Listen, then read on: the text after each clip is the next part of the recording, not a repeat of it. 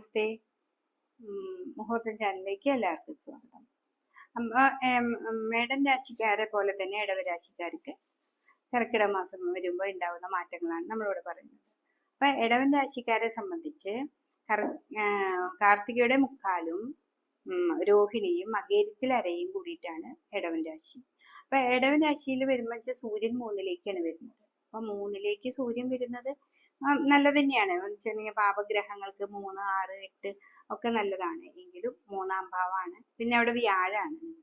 അപ്പൊ വ്യാഴം 3ൽ നിൽക്കുന്നത് നമുക്ക് ദോഷമാണ്. ഇടവൻ രാശിക്കാർക്ക് 3ലേക്ക് വ്യാഴം, മനസ്സ് എപ്പോഴും ടെൻഷൻ ഉണ്ടായിരിക്കും. അപ്പൊ അതോടുകൂടി സൂര്യനും കൂടി നിന്നാലോ, അപ്പൊ നമുക്ക് കൂടുതൽ ടെൻഷനുകളാണ് ഉണ്ടാവുക. അപ്പോൾ നിങ്ങളുടേതായ പുതിയ ബിസിനസ്സോ അല്ലെങ്കിൽ പുതിയ യാത്രകളോ അതൊക്കെ ആണെന്നുണ്ടെങ്കിൽ ഈ ഒരു മാസത്തേക്ക് വളരെയധികം സൂക്ഷിച്ച്, അപ്പൊ അത്യാവശ്യമായിട്ട് പോകേണ്ട കാര്യങ്ങൾ നമ്മൾ പോവാതെ പറ്റില്ല. അപ്പൊ എന്ത് വേണം, നമ്മൾ അതിനെ വളരെയധികം നോക്കി എങ്ങനെയാണ് പോകേണ്ടത് എന്നൊക്കെ നിങ്ങൾക്കൊരു കാഴ്ചപ്പാടിലൂടെ മാറിപ്പോവാം.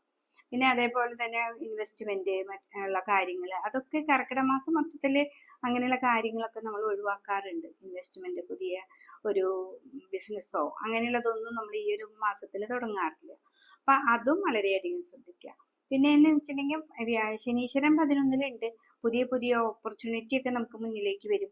അപ്പൊ ആ ഓപ്പർച്യൂണിറ്റിയിൽ ഓടിച്ചാടി കയറാതെ വളരെ സൂക്ഷിച്ച് നമ്മൾ എല്ലാവരും കൂടി ഒന്ന് ആലോചിച്ച് തീരുമാനം എടുത്തിട്ട് വേണം നമുക്ക് മുന്നോട്ട് പോകാനായിട്ട്. അപ്പൊ പുതിയത് എപ്പോഴും നമുക്ക് നല്ല ഓഫറുകളൊക്കെ വന്നുകൊണ്ടിരിക്കും. പുതിയ ബിസിനസിനെ കുറിച്ചിട്ടോ മറ്റുള്ള കാര്യങ്ങളെ കുറിച്ചിട്ടോ ഒക്കെ വരും. പക്ഷെ നമുക്ക് ഇവിടെ എന്താണ്, സാമ്പത്തികമായിട്ട് ബുദ്ധിമുട്ടുകൾ വ്യാഴം 3ലേക്ക് വരുമ്പോൾ ഉണ്ടാവും. അപ്പൊ അത് എവിടെ നിന്നാണ് നമുക്കത് മാറ്റങ്ങൾ വരുത്തി എടുക്കുക എന്ന് വിചാരിച്ച് നമ്മൾ എടുത്തു ചാടരുത്. അപ്പൊ അത് വളരെയധികം സൂക്ഷിക്കണം. പിന്നെ കർമ്മത്തെ വളരെ നന്നായി നോക്കുക. കർമ്മം വെച്ചിട്ടുണ്ടെങ്കിൽ 10ാം ഭാവാധിപതിയെ 11ലാണ് നിൽക്കുന്നത്. അപ്പൊ നമ്മൾ കർമ്മത്തിലൂടെ ഉണ്ടാവുമല്ലോ, അങ്ങനെ ബാധ്യതകൾ എടുക്കാതെ, കടമെടുക്കാതെ കർമ്മത്തിലൂടെ മുന്നോട്ട് പോവുകയാണെങ്കിൽ ഈ ഒരു മാസം നല്ലത് തന്നെയാണ്. അപ്പൊ ചെയ്തുകൊണ്ടിരിക്കുന്നതിനെ മുന്നോട്ടായിട്ട് കർമ്മം ഒന്നും കൂടി വളരെ സൂക്ഷിച്ച് നന്നായിട്ട് കൊണ്ടു നടക്കുക. അപ്പൊ ഈ ഒരു മാസം നമുക്ക് ഏറ്റവും നന്നായിട്ട് പോകാനായിട്ട് പറ്റും. പിന്നെ ഈ ഒരു വർഷം മുഴുവൻ, അതായത് വ്യാഴം 3ലാണ് ഈ ഇടവൻ രാശിക്കാർക്ക് നിൽക്കുക. അപ്പൊ വിഷ്ണു ക്ഷേത്രത്തിൽ പോവാ, വിഷ്ണുവിനെ പറ്റത്തക്ക വഴിപാടുകൾ ചെയ്യുക. അപ്പൊ പിടിപ്പണം കൊടുക്കുക എന്ന് വെച്ചിട്ടുണ്ടെങ്കിൽ നമ്മൾ അറിഞ്ഞോ അറിയാണ്ടോ എന്തെങ്കിലുമൊക്കെ പറഞ്ഞിട്ടുണ്ടെങ്കിലോ നമുക്കൊരു സമാധാനക്കേട് ഉണ്ടാവുന്നത്, പൂർവ്വജന്മാർജിതമായിട്ട് എന്തെങ്കിലും ദോഷങ്ങളൊക്കെ ഉണ്ടെങ്കിലും അതൊക്കെ ഈ കർക്കിടക മാസത്തിൽ നമ്മൾ എന്തും ആചരണത്തോടു കൂടി ചെയ്താൽ നല്ലതാണ്. അപ്പൊ ഒരു പിടിപ്പണൊക്കെ സമർപ്പിക്കുക. വീട്ടില് വിളക്ക് വെച്ച് നാമം ചൊല്ലുക. എല്ലാവർക്കും രാമായണം ഒന്നും വായിക്കാൻ പറ്റിയില്ലെങ്കിലും സന്ധ്യ നേരത്ത് എല്ലാവരും ശുദ്ധി ചെയ്ത് വിളക്ക് വെച്ച് നാമം ചൊല്ലുക. പണ്ട് കാലത്ത് നമ്മുടെ നാട്ടിലുള്ള പോലെ തന്നെ നാമജപം നന്നായിട്ട് ചെയ്താണെങ്കിൽ ഈ ഇടവൻ രാശിക്കാർക്ക് ഈ ഒരു മാസം വളരെ നന്നായിട്ട്, ഈ വർഷം തന്നെ നല്ല രീതിയിലേക്ക് പോവാനും പറ്റും. നാമജപമാണ് ഇതിൽ ഏറ്റവും കൂടുതൽ ചെയ്യേണ്ടത്.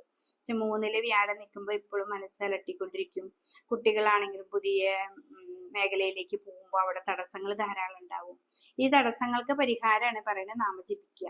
വീട്ടിൽ വിളക്ക് വെച്ച് നാമം ജപിക്കുക സന്ധ്യ നേരത്ത്. ഇപ്പൊ വരാൻ പറ്റില്ല എന്ന് വല്ലവരൊക്കെ പറയുകയാണെങ്കിൽ പോലും ഏത് സമയത്താണോ നമ്മൾ നമ്മുടെ വീട്ടിലെത്തുക ആ സമയത്ത് നമ്മൾ കുളിച്ച് ശുദ്ധിയായിട്ട് കുറച്ചു നേരം റിലാക്സ് ചെയ്തിട്ട് ഇരിക്കുക. അപ്പൊ തന്നെ നമുക്ക് മുന്നോട്ട് പോകാനായിട്ട് പുതിയൊരു വഴി നമുക്ക് തന്നെ മുന്നോട്ട് വരാനായിട്ട് സാധിക്കും.